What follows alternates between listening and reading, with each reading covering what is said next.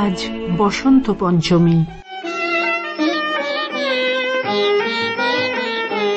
মধুর মধুর ধ্বনি বাজে, হৃদয় কমল বনমাঝে মধুর। বাগদেবীর আরাধনা ঘরে ঘরে, পাড়ায় পাড়ায়, মোড়ে মোড়ে ছোট বড় মণ্ডপ, সুসজ্জিতা হংসবাহিনী শোভিতা সেখানে। বাংলার জীবনে সরস্বতীর স্থানটি বেশ অন্যরকম। তিনি দেবী হিসেবে পূজিতা যতটা, ততটাই যেন ঘরের মেয়ে, অন্তরের বড় কাছের মানুষের মতো আদ্রিতা। যখন থিম পুজোর প্রচলন সেভাবে হয়নি, তখনও সরস্বতীর মূর্তিতে কিন্তু দেখা যেত নানান স্টাইল।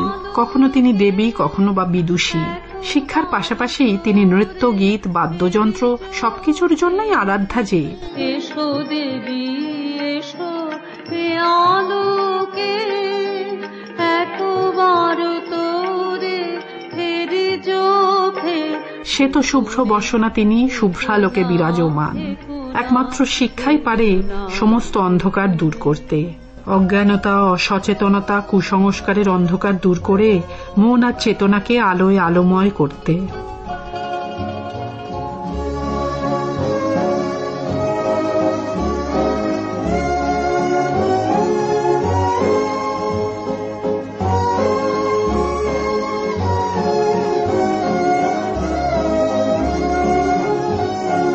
আরো একটি দিক আছে, সাদা আলো সব রঙের সমাহার।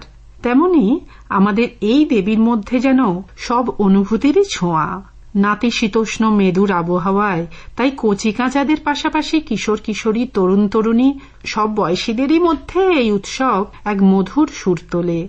সে আবেশ ভালোবাসার, প্রেমের, বসন্তের। সরস্বতী পুজোর এই দিনটিতেই বসন্তের আনুষ্ঠানিক সূচনা।